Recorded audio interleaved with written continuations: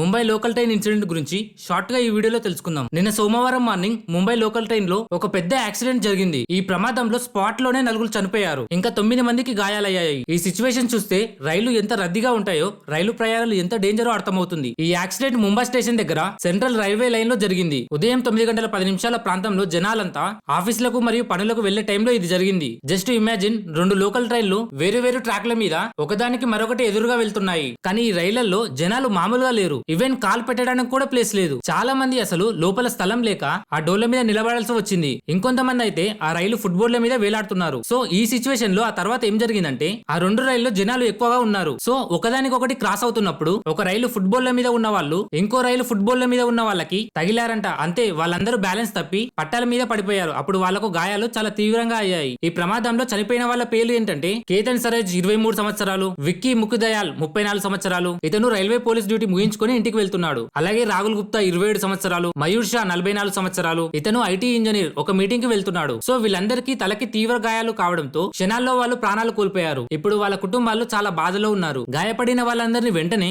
కల్వాలోని Chhatrapati Shivaji Maharaj hospital, ghat కోపల్లోని Rajwada hospital కి తీసుకెళ్లారు. వాళ్ళందరూ త్వరగా కోలుకోవాలని కోరుకుందాం. ఈ యాక్సిడెంట్ ముంబైకి చాలా షాక్ ఇచ్చింది. ముంబై లోకల్ ట్రైన్ ని ఆ సిటీకి లైఫ్ లైన్ అంటారు. లక్షలాది మంది రోజు వాటి మీద ఆధారపడి పనులకి, స్కూళ్లకు మరియు బంధువుల ఇంటికి వెళ్తారు. బట్ ఇలా చాలా ప్రమాదాలు కూడా జరుగుతున్నాయి. అక్కడ రద్దీ ఎప్పటి నుంచో ఒక పెద్ద సమస్యగా, జనాలు ఎక్కువైతే ఆ డోర్ల మీద ఏలాడడం కామన్ గా కేవలం వాళ్ళు వాళ్ళ ప్లేసెస్ కి చేరుకోవడానికి ప్రాణాలకు తెగించి మరీ ప్రయాణిస్తున్నారు. ఈ యాక్సిడెంట్ తర్వాత వెంటనే కొన్ని చర్యలు తీసుకున్నారు. కొన్ని ఇంపార్టెంట్ అనౌన్స్మెంట్స్ కూడా చేశారు. మహారాష్ట్ర ముఖ్యమంత్రి దేవేంద్ర ఫడ్నీస్ గారు హాస్పిటల్ కి వెళ్లి చనిపోయిన వాళ్ళ కుటుంబానికి 5 లక్షల రూపాయలు, తీవ్రంగా గాయపడిన వారికి 1,00,000 రూపాయలు ఇస్తామని చెప్పారు. ఇంకా గాయపడిన వాళ్ళందరికీ పూర్తిగా వైద్య సహాయం అందిస్తామని కూడా చెప్పారు. ఇంకా ముఖ్యమైన విషయం ఏమిటంటే, రైల్వే మంత్రిత్వ శాఖ ఒక పెద్ద నిర్ణయం తీసుకుంది. నాన్ ఎయిర్ కండిషన్ రైలు కోచ్లకు కొత్త డిజైన్లు చేస్తున్నట్టు అనౌన్స్ చేశారు. దీని వల్ల రద్దీ సమస్య, గాలి సరిగ్గా లేకపోవడం వంటివి తగ్గుతాయని ఆశిస్తున్నారు. ముంబై కోసం తయారు చేస్తున్న కొత్త రైళ్లలో ఇప్పుడు ఆటోమేటిక్ డోర్ క్లోజింగ్ ఫీచర్ ఉంటుందంట. అంటే ప్రయాణికులు కింద పడకుండా ఇది హెల్ప్ చేస్తుంది. అలాగే ఇప్పుడు రైళ్లలో కూడా ఈ సేఫ్టీ ఫీచర్ ని పెట్టడానికి కూడా డిజైన్ మారుస్తున్నారు. కొత్త కోచ్లలో గాలి బాగా వచ్చేలా వెంటిలేటర్ సిస్టమ్ కూడా ఉంటుందంట.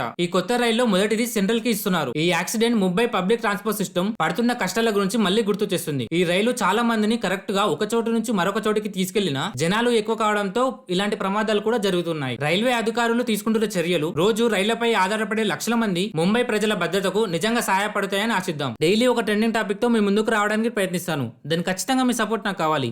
ఈ వీడియోని లైక్ చేసి మన ఛానల్ ని సబ్స్క్రైబ్ చేసుకోండి. మరి ఈ వీడియోపై మీ ఒపీనియన్ ఏంటో కింద కామెంట్ రూపంలో తెలియజేయండి.